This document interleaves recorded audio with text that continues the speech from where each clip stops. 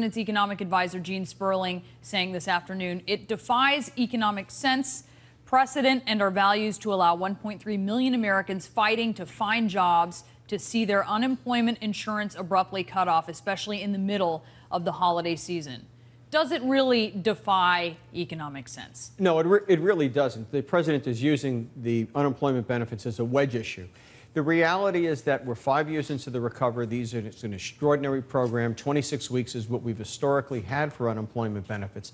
And there is a question as to whether people delay job searches if they get very long benefits. Will it be a drag on the economy? Will there be disruptions? The president, the administration, the Congress has led people to believe these would always be extended, and they haven't been.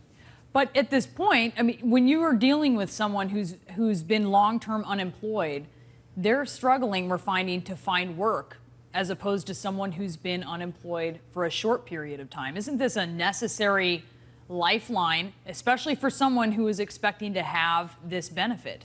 It certainly is a necessary lifeline if people have developed the expectation that it would always be there.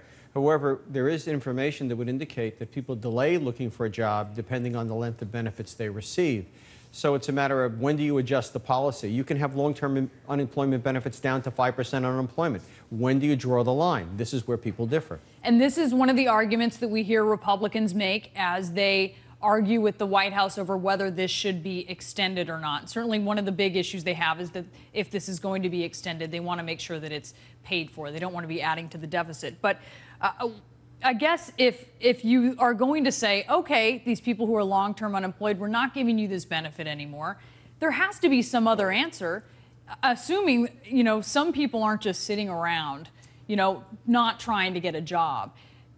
In some ways, that their jobs have perhaps not, they've gone away. The skills that they have don't really match maybe the jobs that are out there. What is the answer then really to getting some of these long-term unemployed people back to work? We have to develop new industries. Some of the old jobs aren't going to come back.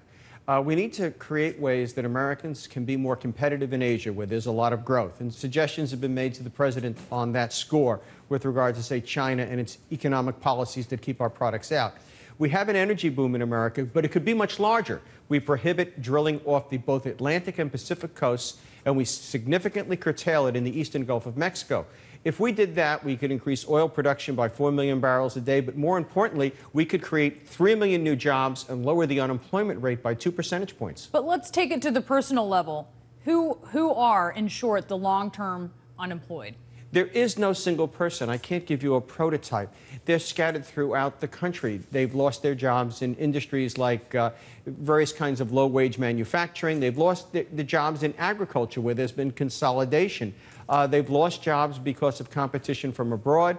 They've lost jobs simply because the focus of economic activity has shifted to the two coasts, North Dakota and Texas. So what do they need to do? What needs to be done for them in order to move them into a job where they can be part of the economy? Well, in addition to creating industries and creating jobs, we need to increase mobility. Mobility is at an all-time low in the United States. We take it for granted.